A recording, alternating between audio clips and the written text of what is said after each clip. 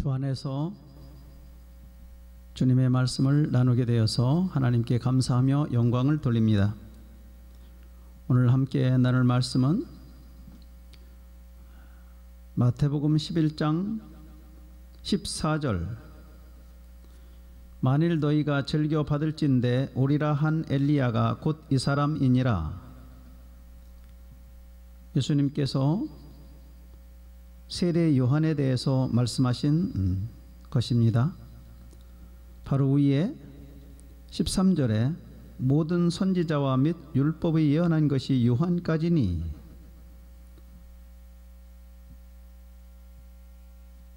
율법이 예언한 것이 요한까지라고 말씀하시면서 너희가 즐겨 받을진대 오리라 한 엘리야가 곧 이 사람이니라. 예수님께서 그렇게 말씀하신 데는 오리라 한 엘리야가 곧 세례 요한이다 라고 그렇게 말씀하셨는데요, 오리라 한 엘리야라고 하는 그러한 근거가 어디에 있느냐, 그것이 무엇을 말하느냐 하면 말라기서 4장 5절에 여호와의 크고 두려운 날이 이르기 전에 내가 선지 엘리야를 보낸다 하는 말씀이 있습니다. 바로 그 말씀 때문에 여호와의 크고 두려운 날이 이르기 전에 선지 엘리야를 보내신다고 하신 구약의 말씀, 말라기서의 말씀 때문에 예수님께서 그렇게 말씀하신 것이고, 그 엘리야가 바로 요한이었다, 세례 요한이었다, 세례 요한이다 그렇게 말씀하신다.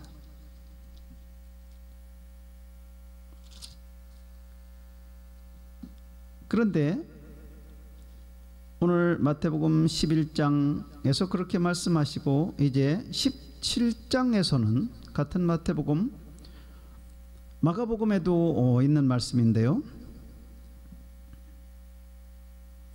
제자들이 예수님께 와서 물으면서 서기관들이 엘리야가 먼저 와야 하리라 하고 그렇게 말을 하는데 이게 뭔 말입니까? 하고 예수님께 묻습니다. 그래 17장 11절에서 예수님께서 대답하여 가라사대 엘리야가 과연 먼저 와서 모든 일을 회복하리라. 내가 너희에게 말하노니 엘리야가 이미 왔으되 사람들이 알지 못하고 임의로 대우하였도다. 예수님께서는 엘리야가 왔다고 말씀하시고 그 엘리야가 세례 요한이라고 말씀하십니다. 그런데 사람들이 세례 요한이 엘리야인 줄을 모르고 임의로 대우하였도다. 자기들 마음대로 엘리야가 아닌 것으로 대우를 했다 그 말입니다. 그래서 엘리야가 되지 못했다 하는 말씀인 것입니다. 사람들이 임의로 대우했다. 사람들이 세례 요한을 엘리야로 대우했으면 그는 엘리야일 뻔했다 그 소리입니다. 참으로 좀 신비한 말씀이에요. 세례 요한이 엘리야가 되는 것은 무엇인가? 그리고 사람들이 그 엘리야가 왔는데 사람들이 임의로 대우해서 엘리야가 되지 못했다 그런 말씀이란 거죠. 누가복음에는 1장에 그런 말씀이 있습니다. 누가복음에는 엘리야의 심령과 능력으로 왔다 세례 요한이. 누가복음 1장 17절에는 저가 또 엘리야의 심령과 능력으로 주의 앞에 가서 아비의 마음을 자식에게 거스리는 자를 의인의 슬기에 돌아오게 하고 주를 위하여 세운 백성을 예비하리라. 누가복음 1장에 있는 이 사람 엘리야의 심령과 능력으로 주의 앞에 온 사람이 바로 세례 요한입니다. 세례 요한을 일러서 그렇게 여기서 지금 말하고 있습니다. 왜 그러냐면 이 내용이 전부 다 세례 요한에 대해서 앞에 말한 것이고, 내게 아들을 낳아주리니 그 이름을 요한이라 하라. 제사장 사가랴가 아들을 낳았는데 아들을 낳게 됐는데 그 아들을 낳게 되면 그 이름을 요한이라고 그래라. 그러면서 그는 그 요한은 네가 낳게 될 요한은 엘리야의 심령과 능력으로 주의 앞에 오는 자이며 아비의 마음을 자식에게 그리고 주를 위해서 세운 백성을 예비할 것이다 라고 천사가 사가랴한테 말을 해주는 것입니다. 세례 요한의 아버지인 사가랴에게. 세례 요한이 엘리야였는데 사람들이 임의로 대우하였고 엘리야가 되지 못했습니다. 성경에는 그렇게 되어 있어요. 그리고 예수님도 메시아로 오셨는데 이스라엘 사람들이 당시의 유대인들이 메시아로 대우를 하지 아니해서 메시아가 되지 않았습니다. 그리고 현재까지 유대인들은 예수님을 메시아로 대우를 하지 않고 있는 것이죠. 신비한 일입니다.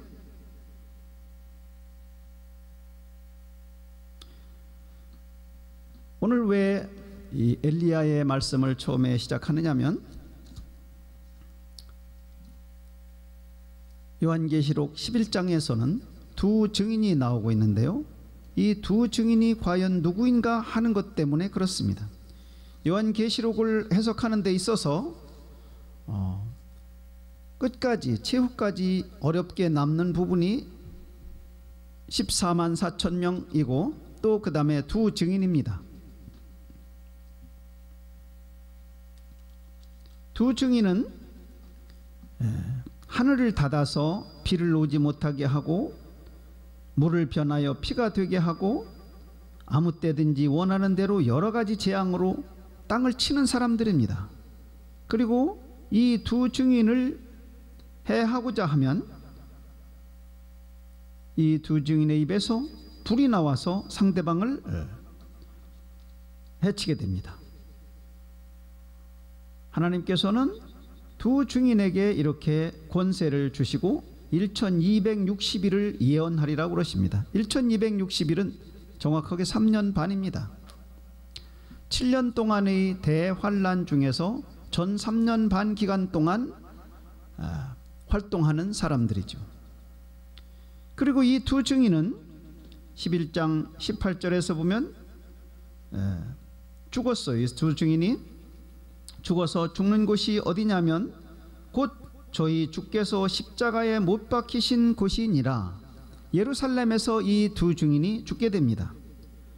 어떻게 해서 이 두 증인이 죽게 됐냐면 저희가 증거를 마칠 때에 무적행으로부터 올라오는 짐승이 저희로 더불어 전쟁을 일으켜 저희를 이기고 저희를 죽일 터인즉 짐승과 싸워서 이 두 증인이 죽게 됩니다. 짐승이 바로 적그리스도입니다. 적그리스도가 전 3년 반 동안 처음에는 훌륭한 인간 세계의 지도자였다가 3년 반이 되면서 마귀의 영이 완전히 적그리스도에게 들어가게 되기 때문에 가룟 유다에게 들어가는 것처럼 그렇게 되기 때문에 적그리스도가 능력을 가지고 이 두 증인과 대적을 해서 적그리스도가 그만 이겨버리게 되고 두 증인은 죽게 되는 것입니다. 그리고 이 두 증인은 예루살렘에서 죽었다가 사흘 반 동안이 되어서 3일 반이 지나고 나서 그리고 나서 하늘로부터 큰 음성이 있어 이리로 올라오라 함을 저희가 듣고 구름을 타고 하늘로 올라가게 되는 것입니다. 이 두 증인이 부활해 가지고 살아서 올라가는 거죠. 이 두 증인이 활동하는 동안에 사람들은 적그리스도의 편이 되어 가지고 이 두 증인을 아주 못마땅하게 생각한 것을 성경에서 우리는 볼 수가 있습니다. 그래서 이 두 증인이 죽었을 때에 땅에 거하는 자들이 저희의 죽음을 즐거워하고 기뻐하여 서로 예물을 보내리라 하더라. 두 증인이 이렇게 죽어서 3일 반 동안 땅에 널브러져 있었을 동안에, 왜 그러냐면 두 증인이 죽었을 때 장사를 하지 못하게 한다고 성경은 되어 있습니다. 사람들이 그 시체를 사흘 반 동안을 목도하며 무덤에 장사하지 못하게 하리로다. 두 증인이 죽은 시체로 3일 반 동안을 있다가 하나님의 생기가 들어와서 부활해 가지고 하늘로 올리워 가는 것입니다. 요한계시록의 11장에서 지구 대환란 시절에 7년의 환란 기간 동안에 전 3년 반 동안에 두 증인이 활동을 하는데, 이 두 증인이 활동을 함으로 인해서 유대인들이 그 결과로, 그 효과로 인해서 예수를 나중에 알게 되고 믿게 되는 것입니다. 이 두 증인이 활동하는 것이 아무런 효과가 없고 그 어떤 결과도 없다면 하나님께서 7년의 대환란 동안에 어찌해서 이 두 증인을 지구상에 내려 보내시겠습니까? 이 두 증인은 3년 반 동안의 활동함으로 인해서 유대인들, 사네드린을 비롯해서 유대인의 종교 지도자들의 회의체, 유대교인들을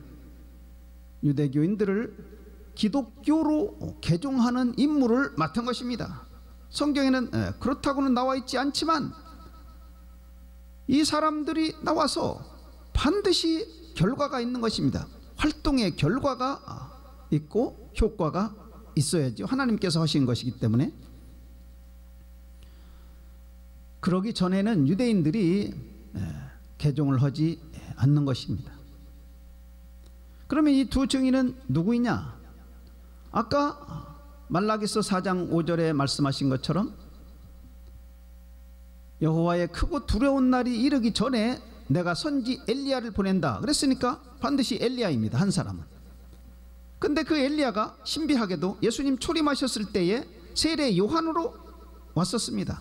엘리야의 심령과 능력으로 왔는데 그만 유대인들이 엘리야로 대우하지 아니했습니다. 그리고 헤롯 왕에 의해서 죽었죠.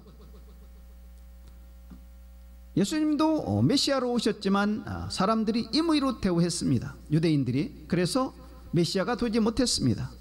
유대인들에게. 우리 이방인 세계로 하나님께서 이것을 돌리셔서 우리 이방인의 세계에서 메시아가 됐죠. 예수님은. 그래 이제 예수님께서 재림하실 때에는 이 엘리야가 나와서 두 증인의 한 사람으로 활동하게 되는 것입니다. 그런데 나머지 한 사람은 그러면 누구냐? 엘리야가 두 증인 중에 한 사람이고 나머지 한 사람은 누구냐? 우리가 모세라고 그러는 것을 알 수 있는 것이 마태복음 16장에서 베드로가 예수님께서 하나님의 아들이시라고 하는 것을 고백하고, 그리고 나서 바로 직후에 유대인들이, 바리새인들이, 즉 예수님께서 표적을 좀 보여주십사라고 요청을 했습니다. 그런데 예수님께서 뭐라고 말씀하시냐면 그때는 내가 너희에게 보여줄 표적은 요나의 표적밖에 없다 그렇게 말씀하셨어요. 유대인들에게는 그렇게 말씀하셨는데 그 다음에 8일이 지나고 나서 자기 제자들을 데리고 가셔서 변화산으로 가셔서 자기가 하나님이 되신 것을 보여주셨습니다. 성경에서는 우리가 성경을 잘 읽어보면 예수님께서는 자기의 백성, 자기의 편과 자기의 편이 아닌 사람들을 정확히 나누는 것을 알 수가 있어요. 너희는 이라고 말씀하시고 상대방 쪽에 대해서는 저희는 이라고 늘 말씀하셨습니다. 우리 성경을 읽을 때 그것을 잘 관찰하셔야 됩니다. 저희에 해당되는 사람들에게는 요나의 표적밖에 말씀하시지 않으셨고, 너희에게 해당되는 예수님의 제자들에게는 예수님께서 변화산으로 데리고 가서 자기가 진짜 하나님이신 것을 보여주셨습니다. 우리 그 내용을 다 잘 알잖아요. 그 몸과 옷이 희기가 그렇게 말할 수 없을 만큼 희어지고, 그리고 그 주변에 누가 온 것을 말씀하고 있습니까?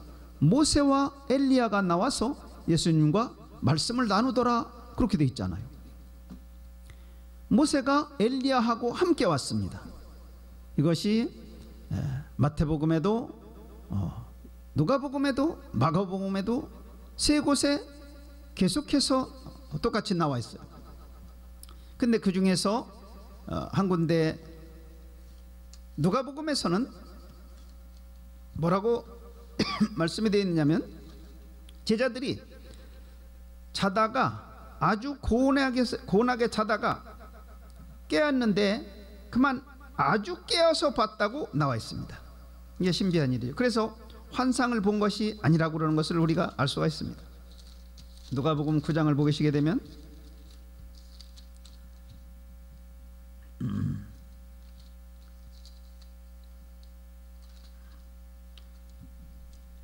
9장 32절에 보면, 30절을 먼저 보시면, 문득 두 사람이 예수와 함께 말하니 이는 모세와 엘리야라.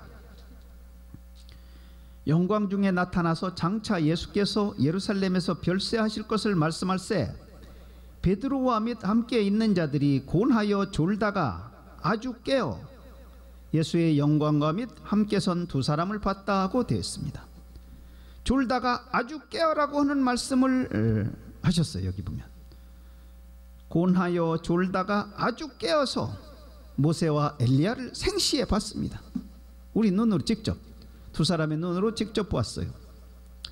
그리고 이 두 사람이 한 말은 뭐냐면, 나눈 얘기는, 예수님과 나눈 얘기는 영광 중에 나타나서 장차 예수께서 예루살렘에서 별세하실 것을 말씀했습니다. 예루살렘에서 돌아가실 것, 십자가에 돌아가실 것을 나누었다 이겁니다. 모세와 엘리야가 예수님과 더불어서. 그러면 예수님이 초림하실 때의 중요한 일인 십자가 사건에 대해서 모세와 엘리야가 직접 와서 물론 뭐 이것을 그러면 뭐 환생이라고 그러느냐, 불교하고 똑같단 말이냐, 이런 소리를 하는데, 성경에 나온 건 그냥 나온 것입니다. 그냥 믿으면 되는 것입니다. 그걸 가타부타 뭐 불교에서 이거 따온 거냐, 불교 얘기를 하는 거냐, 이런 소리를 하면 안 되고, 그냥 성경에 나온 건 그냥 순복하는 것입니다. 그냥 승복하는 것입니다. 모세와 엘리야가 초림에 대해서, 그리고 초림에서 예수님께서 십자가에 달려서 돌아가실 것을 말씀 나누고, 그 다음에는 이제 이 두 사람이 그것으로 임무가 끝나는 것이 아니고, 요한계시록 11장에서 두 사람으로 다시 오는 것이 명백한 것이죠. 엘리야가 왔고, 엘리야가 짝지어서 함께 활동한 사람이 바로 신약에서 보니까 모세이기 때문에 그렇습니다. 그리고 이 모세가 바로 열 가지 재앙을 일으켰던 장본인이지 않습니까? 계시록 11장에서는 모세가 옛날에 홍해를 가르고 나올 때처럼 그렇게 에집트에서 행한 10가지 재앙은 아니지만, 그리고 그와 비슷한 여러 가지 재앙들을 일으키고, 그리고 활동하는 것을 볼 수가 있습니다. 흡사 모세하고 똑같아요. 모세의 활동과 흡사한 활동이잖아요. 그래서 모세가 엘리야하고 함께 온 것을 알 수 있고, 두 사람이라고 분명히 되어 있고 성경에. 그리고 이 두 사람이 예루살렘에서 죽음을 당하고 그리고 부활해서 하늘로 올라가는 장면이 나오는 것입니다.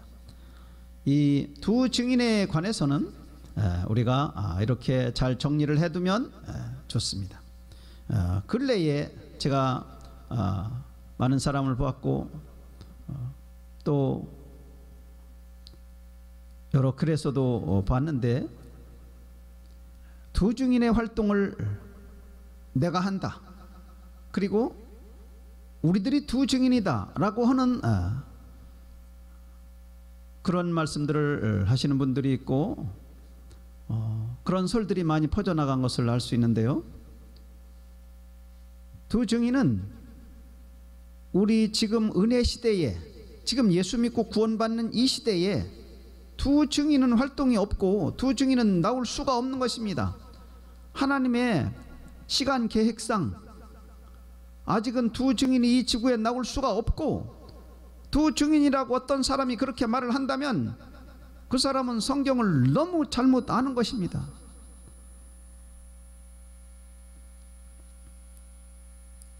예수님 시대에 내가 지금 모세다라고 말하는 거하고 똑같아요.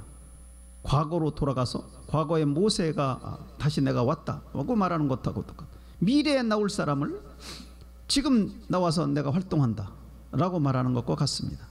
아주 잘못된 것입니다. 두 증인에 대해서 이렇게 정리를 해두면 우리가 요한계시록을 해석하는데 많이 도움이 되고 요한계시록의 어느 장벽 하나를 제대로 넘게 되는 것입니다. 먼저 번에는 14만 4천 명에 대해서 우리가 알아봤는데요, 그 14만 4천 명이 하나님께서 이스라엘의 각 지파 중에서 12,000명씩 14만 4천 명을 내가 인쳤다 그렇게 말씀하시면 아주 간단하게 끝나는데, 하나님께서 지루하게 므낫세 지파 중에 12,000이요, 갓 지파 중에 12,000이요, 요셉 지파 중에 12,000이요, 시몬 지파 중에 12,000, 이렇게 해서 네 절을 할애하시면서 지루하게 읽기도 지루해요. 그걸 말씀을 나누기도 지루합니다.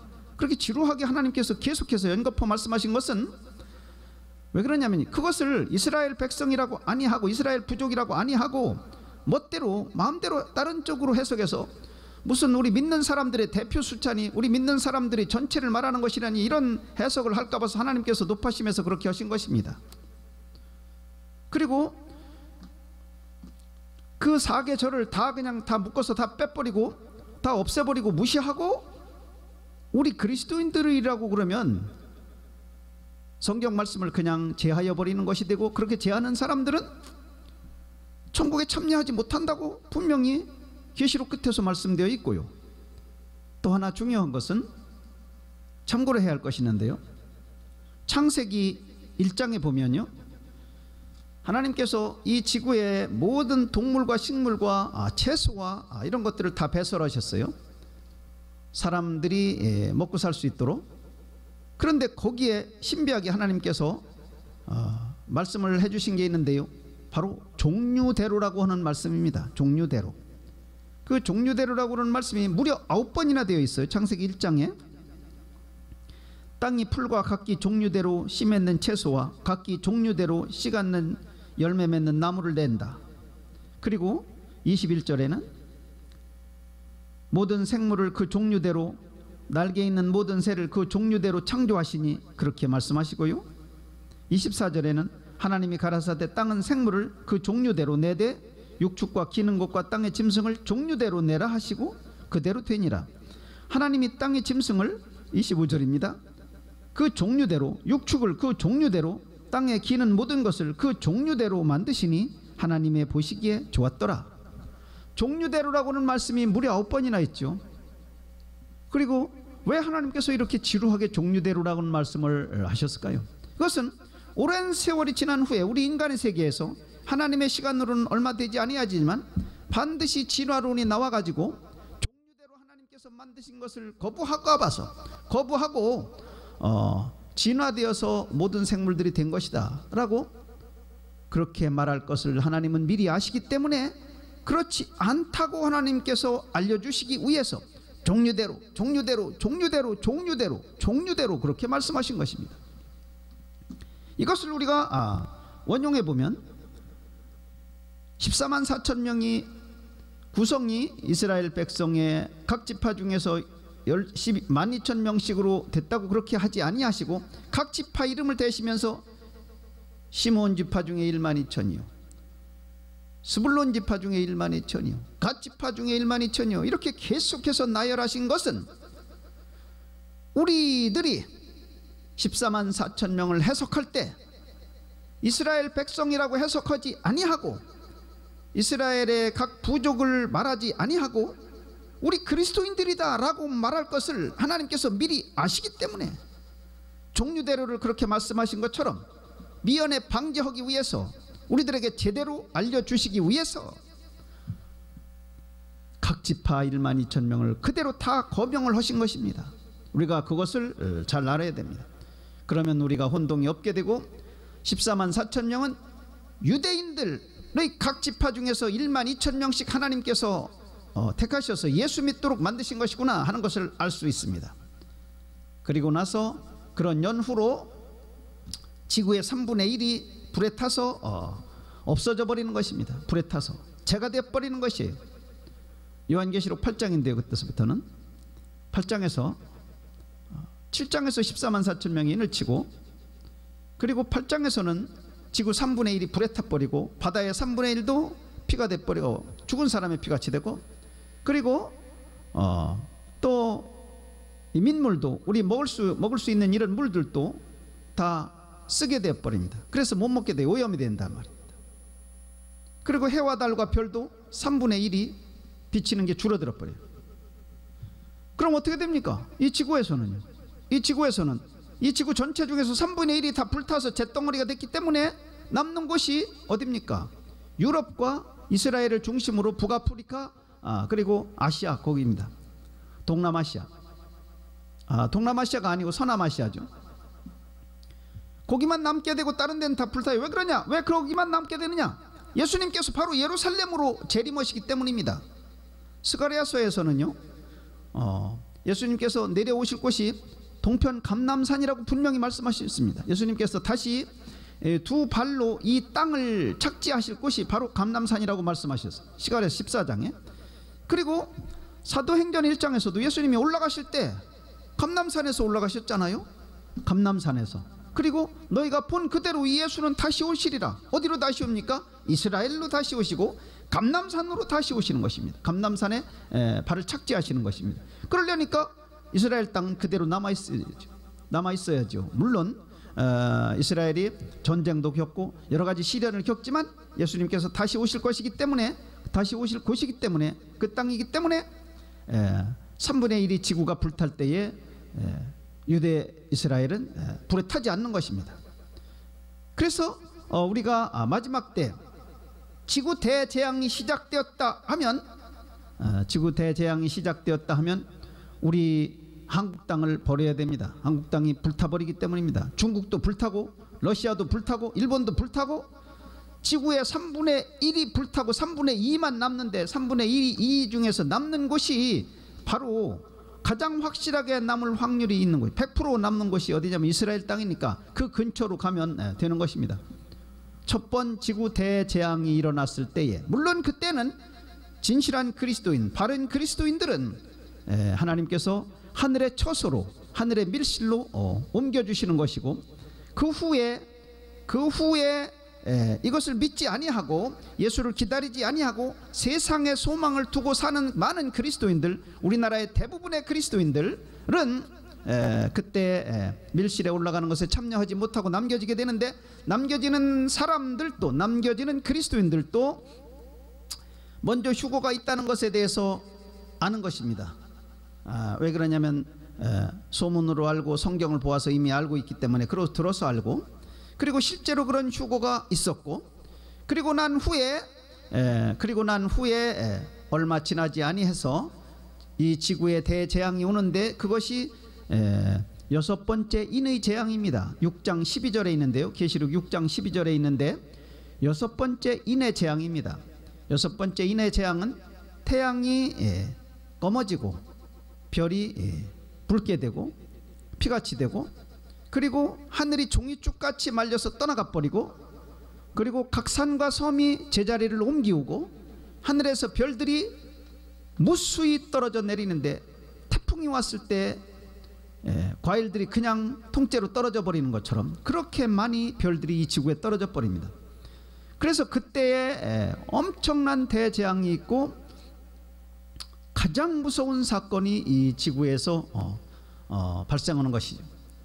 그런 일이 있은 연후에 우리 남겨진 그리스도인들이 온전히 회개하고 하늘로 들려 올라가는 것입니다.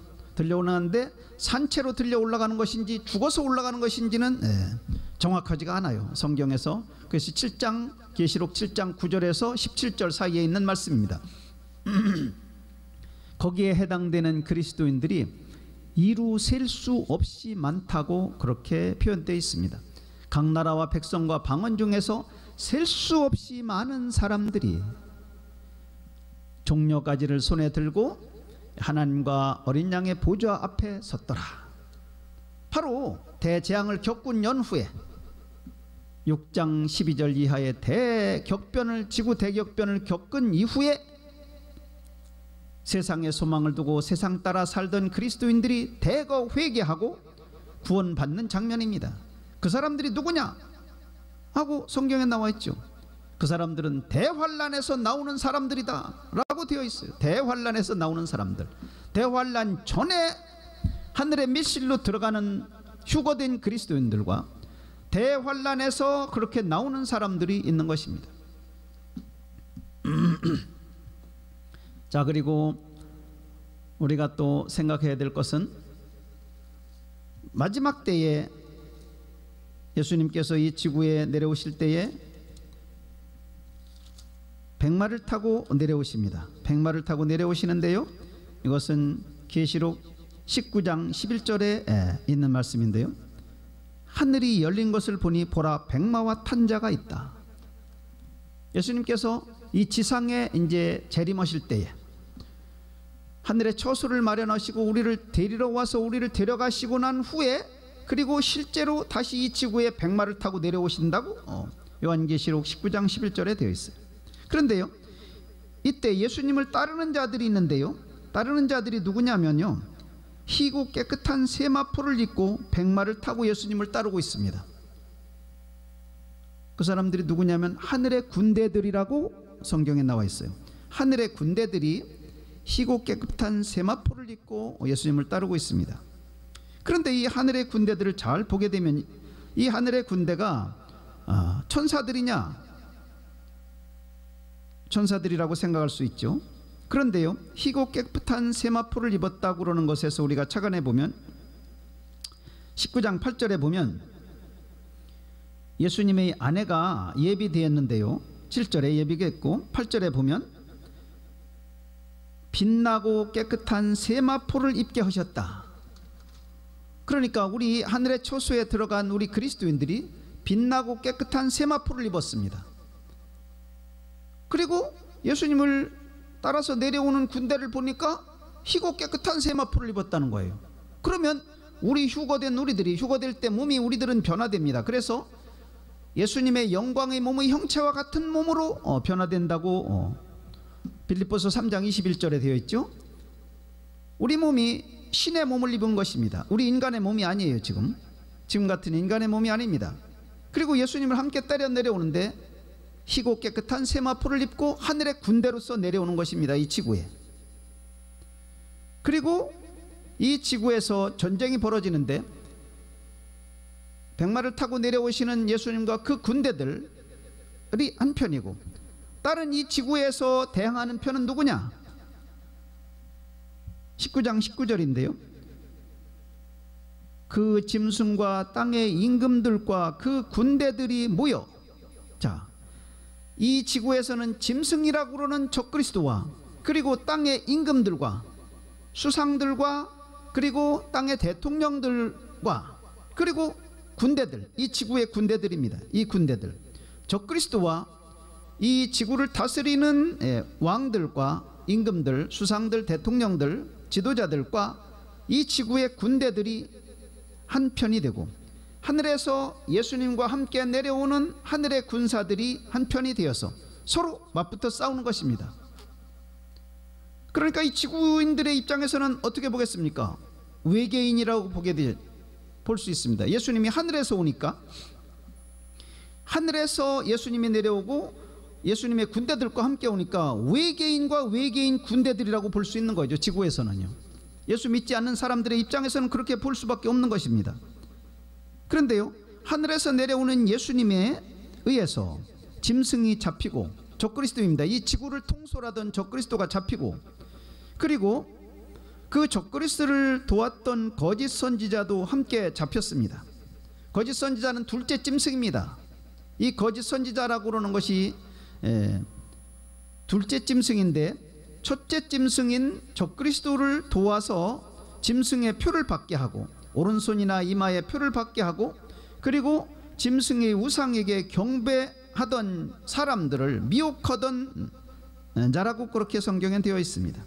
이 거짓 선지자를, 이 거짓 선지자가 짐승의 우상을 만들게 하고 짐승의 우상에게 경배하게도 하고 오른손이나 이마에 표를 받게 하기도 하는 것입니다. 이 거짓 선지자가 바로 교황이 될 가능성이 많습니다. 물론 아닐 수도 있지만, 그래서 이 적그리스도를 도와서 이 지구에서 활동을 하는 것입니다. 그래서 이 지구에 사는 모든 인간들은, 모든 사람들은 짐승의 표를 오른손이나 이마에 받게 되고 그걸로 매매를 하다가 지구가 망하게 되는 것입니다. 이 둘이 산채로 유황불을 붓는 못에 던지운다. 적그리스도와 거짓 선지자가 산채로 유황불못에 던져집니다. 그리고 21절에 보면 그 나머지는 말탄 자의 입으로 나오는 검에 죽는다. 나머지가 누구입니까? 이 지구의 군대입니다. 우리 인간의 군대입니다. 우리 인간 세계의 군대들이 말탄 자의 입입니다. 예수님의 입에서 나오는 예리한 검으로 다 죽게 됩니다. 이 지구의 군대들이, 이것이 바로 아마겟돈 전쟁입니다. 아마겟돈 전쟁은 우리가 보통 알고 있는 것하고는 다르게 재림하시는 예수님과 그 군대들이, 이 지구의 인간의 군대들과 그 우두머리들, 그리고 이 지구 전체를 통솔하던 적그리스도를 적그리스도와 싸워서 이기는 것입니다. 아마겟돈 전쟁은 인류 최후의 전쟁이라는 점에서는 맞습니다. 그러나 그 싸우는 대상이, 그 전쟁의 대상들이 우리 지구인들끼리 어느 나라와 어느 나라가 싸우는 것이 아니고 재림하시는 예수님과 그리고 그 예수님을 따르는 휴거되었던 우리 그리스도인들이 이 지구인들과, 남겨졌던 지구인들과, 예수를 믿지 아니하던 이 인간의 군대들과 적그리스도와 그리고 인간 세계와 전쟁하는 것입니다. 그리고 그 전쟁에서 인간 세계는 멸절하게 되는 것입니다. 이것이 바로 아마겟돈 전쟁입니다. 우리가 그 점을 잘 정리를 해야 되겠습니다. 요한계시록을 해석하는 데 있어서 14만 4천 명과 그리고 두 증인과 그리고 아마겟돈 전쟁에 관해서 우리가 정리를 잘 하고 있으면 요한계시록을 읽는데, 그리고 성경을 읽는데 도움이 되고 아주 쉽게 읽을 수가 있습니다. 그리고 우리가 이제 마지막으로 한 가지를 보면서 우리 교훈을 삼아야 될 것이 있는데요. 사무엘상 25장에 보면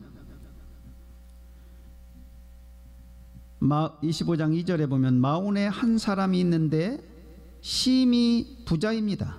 양이 3천이요 염소가 1천입니다. 그 부자의 이름은 나발입니다. 이 당시 사무엘이 막 죽었을 때였고 다윗이 활동하던 때입니다. 아직 왕이 되기 전인데요. 다윗이 사울 왕에게 이리저리 쫓겨 다니던 시절이었습니다. 그런데 마온이라고 그러는 지역에서 바란 광야에 있는 어떤 지명인데요, 큰 부자가 있는데 그 부자의 이름은 나발입니다. 그리고 그 아내의 이름은 아비가일입니다. 아비가일은 총명하고 용모가 아름다웠습니다. 성경에 3절에 그렇게 나오죠. 남자는, 나발은 완고하고 행사가 악하며 갈멜 족속이었더라. 근데 이 다윗이 이 나발의 이 양을 키우는 곳을 좀 지켜주고, 그리고 다윗이 그 근처에서 활동을 하고 있었습니다. 근데 다윗은 군대를 거느리고 있기 때문에 식량 조달이 필요했어요. 그래서 식량을 조달할 방책으로 나발에게 먹을 것을 좀 구했습니다. 그런데 나발이 매정하게 이것을 거부했어요. 그리고 다윗에게 모욕을 주었습니다. 내가 어찌 내 떡과 물과 내 양털 깎는 자를 위해서 고기를 어디로서인지도 알지 못하는 자에게 주겠느냐. 다윗에게 아주 심하게 대했습니다. 그래서 다윗이 이 나발을 죽이려고 했습니다. 다윗이 나발을 죽이려고 했는데 나발의 아내인 아비가일이 그 소문을 듣고 다윗을 찾아와서 음식을 마련해 갖고 와서 다윗에게 주면서 사정을 했죠. 그래가지고 다윗이 마음을 돌이켜서 나발을 공격하지 아니했습니다. 그런데 그런 일이 있은 연후에, 한 열흘 후에, 사무엘상 25장 38절에 보니까 한 열흘 후에 여호와께서 나발을 치심에 그가 죽으니라. 하나님께서 나발을 치셔서 나발이 죽였습니다. 나발이 죽었어요. 나발이 죽었습니다. 그런데 나발이 죽고 나서 나발의 아내 아비가일이 다윗에게 시집을 가버렸어요. 그래서 다윗의 아내가 되었습니다. 이런 일이 사무엘상 25장 전체에 걸쳐서 있습니다. 25 나발의 이야기, 나발의 아내 아비가일의 이야기, 그리고 다윗의 이야기입니다. 그래서 아비가일이 다윗의 둘째 아내가 되어버렸어요.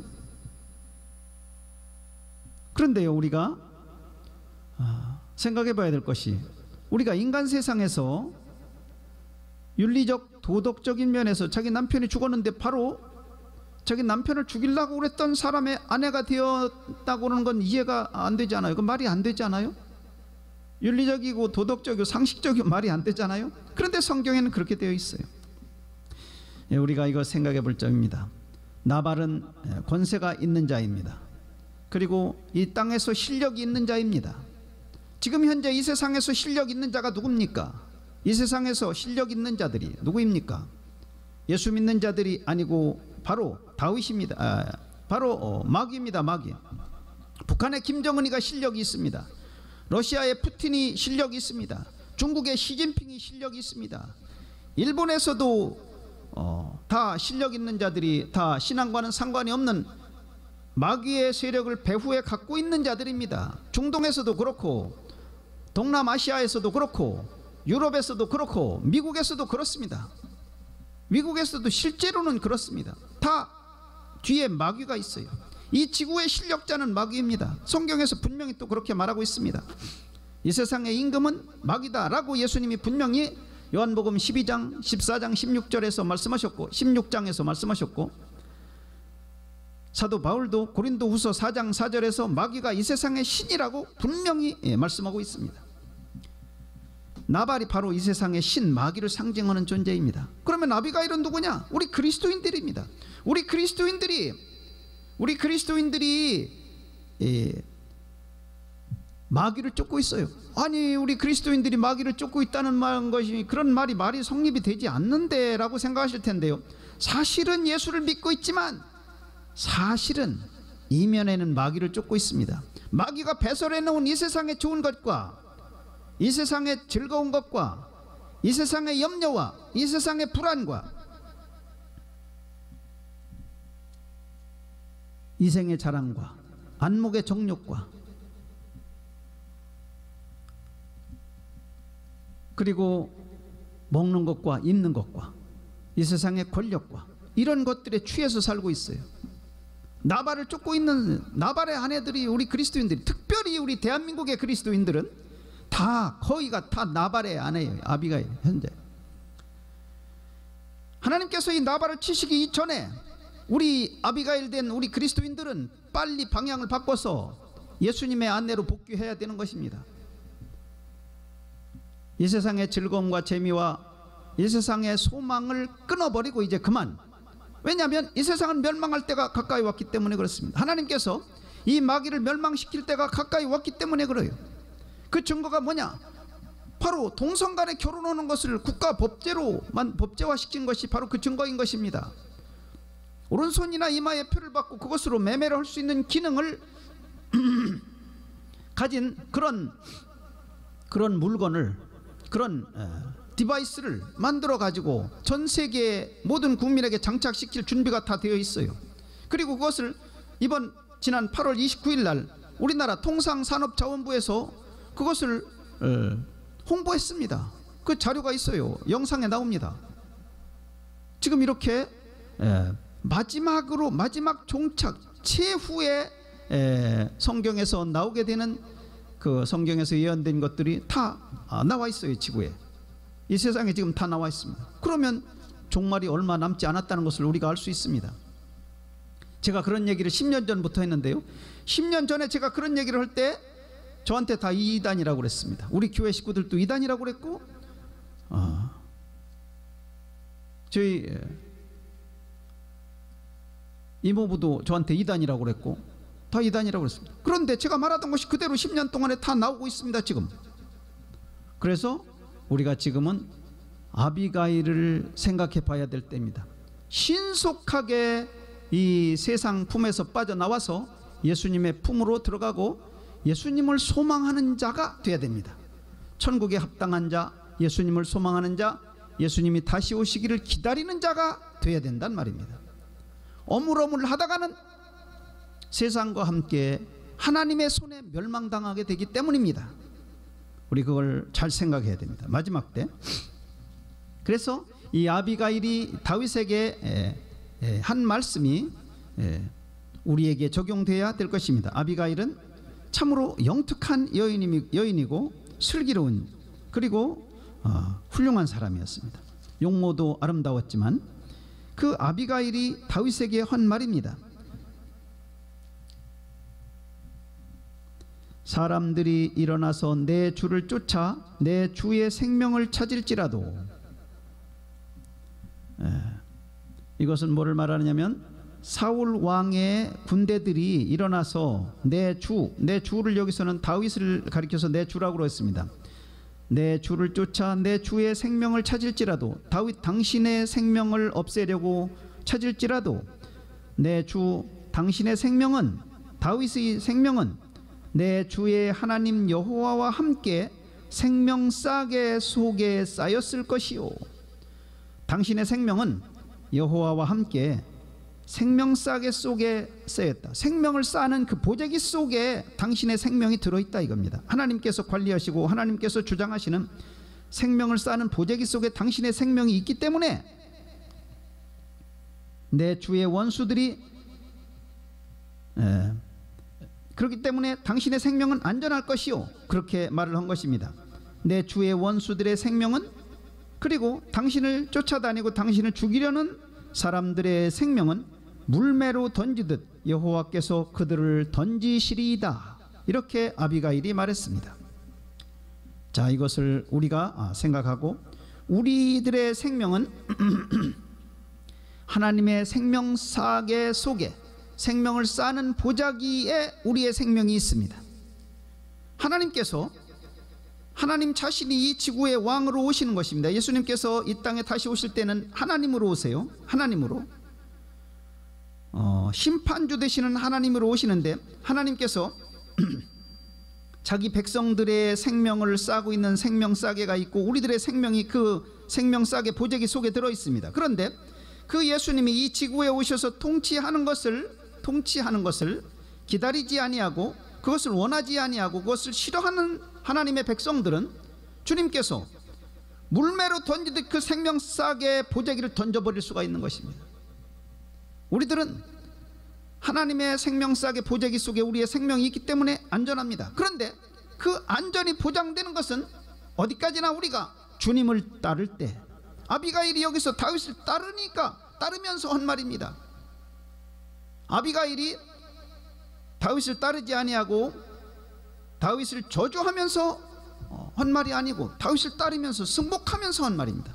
우리 그리스도인들도 예수님께서 이 땅에 왕으로 재림하실 때 그 재림하시는 것을 소망하고 그것을 기다리면서 예수님의 편이 되어 있을 때에서만 우리의 생명싸개는 하나님의 생명싸개의 그 보자기 속에서 안전한 것입니다. 그 보자기 속에서 안전한 것이 바로 하나님께서 하늘의 밀실을 마련하시고 하늘의 처소를 마련하시고 우리를 데리러 오시는 그때 우리 그 자리에서 함께 만나는 것입니다. 주님을 사모하고 기다리는 우리 그리스도인들은 아비가일이 되어서 하나님의 영광에 참여하고 기쁨과 은혜와 감사를 영원토록 누리며 살게 될 것입니다. 우리 그런 아비가일들 모두가 다 되시기를 예수 그리스도 이름으로 축원합니다.